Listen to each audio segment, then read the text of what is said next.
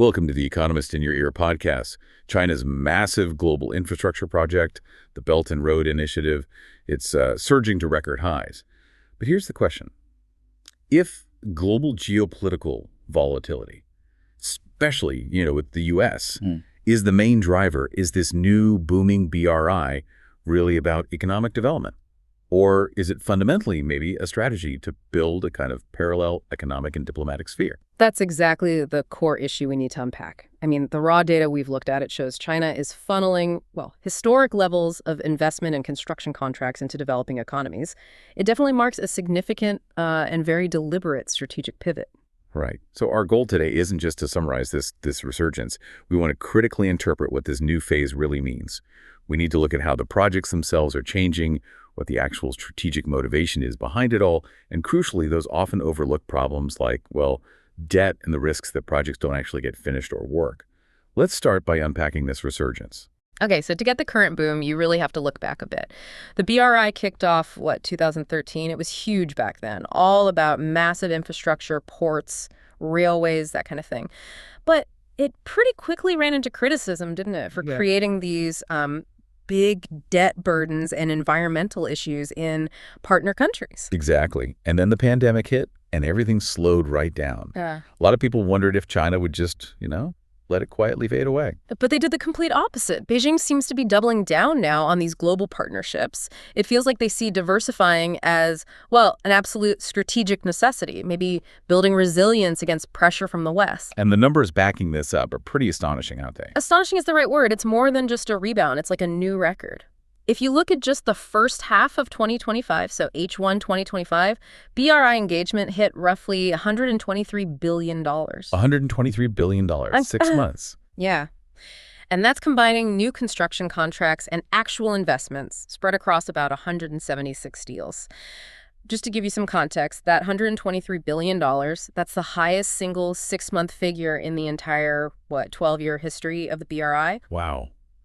That's an immense concentration of capital. And where's it going? The regional focus seems important here. It really is. Africa and Central Asia are seeing huge increases. They're clearly major recipients of this new wave. Africa alone, just in that first half of 2025, accounted for something like $39 billion of that total engagement. So this isn't just about shuffling money around.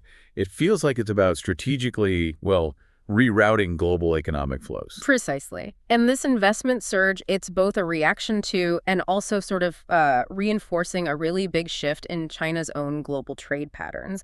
Because of all the, let's say, policy uncertainty and tariff issues coming out of Washington over the years. Right, the trade friction. Exactly. China is systematically shifting where its exports are going. And you can see that really clearly in the trade figures. The U.S. share of Chinese exports, it's dropped significantly. Dramatically. It was nearly 20% back in 2018, wasn't it? Yeah, and now it's below 12% recently. That's a huge chunk of trade that needs a new home. And it appears the global south is basically absorbing it. Emerging economies are, picking up the slack. They now account for, 44% of China's total exports? That's up from just 35% back in 2015. And here's the crucial part. These countries now represent more than half of China's total trade surplus. So the investment helps build the capacity for that trade. That's the engine. That investment-trade linkage is vital to understanding this renewed BRI boom. Okay, so let's pivot to the why. This huge mobilization, it can't be accidental. You mentioned a dual-track strategy, driven by risk. That seems to be the core of it. The leadership in Beijing, they appear to view diversifying these global partnerships as a direct response to, policy volatility in the U.S. and what they officially call a notable rise in uncertainties globally. So, it looks fundamentally like building a strategic hedge. Makes sense. Sort of creating alternatives. If you connect it to the bigger picture, the main goal seems to be long-term resilience. They're actively building alternative supply chains and maybe reinforcing their position as the indispensable economic partner for much of the developing world. Okay, but achieving that resilience, you said the strategy itself had to change. It's not just the old model anymore. Right. They seem to have realized that the original approach, just funding these huge signature projects like massive railways or ports, the stuff from the 2010s maybe caused too much backlash over debt, and perhaps it was just too slow to deliver immediate benefits or influence. So what's the change? Well, since around 2021, the focus seems to have shifted towards something they describe as a small but beautiful approach. Small but beautiful. What does that mean in practice? It changes the scope, really. So instead of, say, one massive $10 billion railway, they might fund 50 smaller projects. Things like $200 million solar power plants, digital telecom infrastructure, maybe green technology manufacturing hubs, more focus on renewables, digital, green tech. That sounds, well, cleaner on the surface. And we're seeing different players involved, too. Non-state firms. Yes, that's a noticeable shift. Non-state companies seem to be driving a lot of this investment, particularly in the cleaner sectors. We saw overseas spending just on solar, wind, and waste energy hit nearly $12 billion in 2024. $11.8 billion, yeah. Yeah. A 24% increase. Yeah. Making it the greenest year for the BRI so far, structurally. It definitely looks good in the announcements. But, and this is important, this is where we need that critical reality check. While the number of green projects is rising, if you look at the actual value of the investments, the traditional stuff, fossil fuels, mining, metals, they still dominate in dollar terms. That volume versus value point is key. We can't just count the deals. Can you give an example? Sure. Let's take Africa again. We mentioned the $39 billion going there in the first half of 2025. Well, half of that, a huge $20 billion chunk, went to just one massive oil and gas development project in Nigeria. $20 billion on one fossil fuel project. Exactly. So that single contract really changes the narrative, doesn't it? Away from just pure green development. And you see similar patterns elsewhere. Yeah, in Central Asia, for instance, there's another $20 billion going into copper and aluminum facilities in Kazakhstan. Again, dominating by sheer value. So what does this suggest? That the shift isn't purely about promoting green development for the host country. It suggests it's perhaps just as much, if not more, about securing critical resources and energy supplies for China's own industrial needs. Resource security, value chains. Right. It's resilience for China, maybe packaged as development assistance. That nuance is absolutely essential to grasp, I think. It's not necessarily one or the other, but the balance is key. Okay, let's move beyond the contracts themselves. We need to talk about the caveats, the potential downsides here. When we hear these record numbers, like $123 billion, it's easy to get carried away. But we have to remember that's a snapshot of agreements, right? Promises, not necessarily completed, working infrastructure. Absolutely. That's the implementation risk that's always been there with the BRI. Announcing a deal is one thing. Actually building it, making it operational, dealing with local politics maintenance, that's the hard part. And the success rate was pretty varied in the first phase, wasn't it? It was, and those risks haven't just disappeared because the projects might be smaller or greener now. Local governance capacity, political stability, these still matter hugely. And maybe the biggest shadow hanging over all this is the debt issue, the legacy of that earlier heavy lending. It's a major concern. There was a report highlighting this, pointing out that for many developing countries, China has actually become a net financial drain. A net financial drain. What does that mean in simple terms? It means that many of these countries are now paying China back more money in principal and interest on those older BRI loans than they're actually receiving in new funding or investments from China. Wow. So the money flowing out in debt repayments is bigger than the money flowing in as new investment? In many cases, yes. And the implication of that is pretty profound, isn't it? It really is.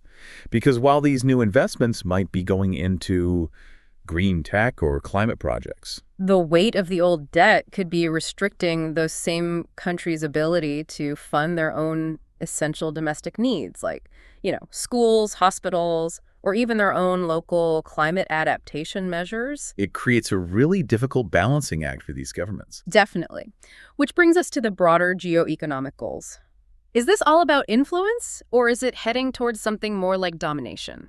China's official line is that the BRI contributes to a new model of global economic governance. Shaping the rules of the game, essentially. Exactly. It's not just about owning assets, it seems to be about shaping the architecture. What does shaping architecture mean practically? Like setting standards? Yeah, things like setting technical standards for digital networks, for 5G, say. Defining how manufacturing supply chains are linked across borders. Establishing the systems for future trade in resources. If China builds the telecom network or the digital payment system, it naturally gets a huge say in setting the rules and standards for how everyone else uses it in that region. That makes sense.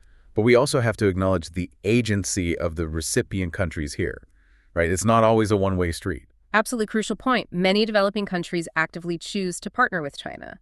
They often value the speed China offers, the sheer scale of the investment, and the fact that China often bundles financing, technology, and construction in a package. Something that Western institutions maybe find harder to match or are slower at delivering. Often, yes. So for many recipient countries, it's a calculated strategic choice based on their own development needs, not just them passively falling into a debt trap. So it's more complex. There's mutual interest there, particularly around resources or building industrial capacity. Exactly. That mutual interest, however asymmetrical it might be sometimes, is what keeps the engagement going strong. Okay, so looking ahead then, the momentum seems strong, undeniably. But what's the real challenge now for the BRI? I think the biggest challenge is shifting the definition of success. Moving away from just announcing big-ticket contracts, the infrastructure build-out phase, towards actually achieving, operational, sustainable returns from these projects and ensuring they genuinely integrate into the local economy. Making sure the infrastructure actually works and benefits people long-term. Precisely. And that operational success is probably key to this new phase. You could say the evolved BRI rests on two pillars now.